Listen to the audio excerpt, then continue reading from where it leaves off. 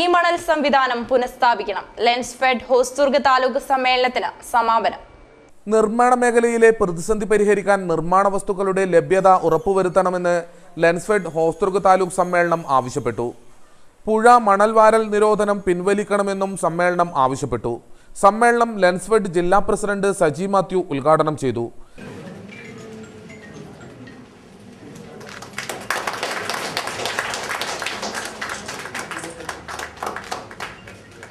നമുക്കറിയാം,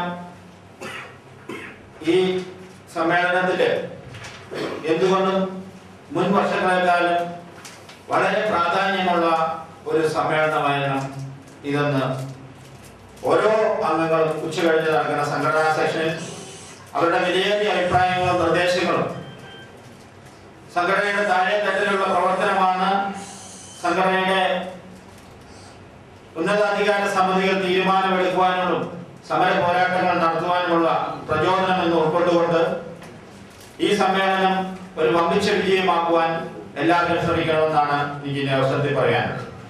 taluk committee president T Rajan അധ്യക്ഷനായി. Ajanur panchayat president P Naseema teacher മുഖ്യാതിഥിയായിരുന്നു. ലെൻസ്ഫെഡ് സംസ്ഥാന vice president CS Vinod Kumar മുഖ്യപ്രഭാഷണം നടത്തി.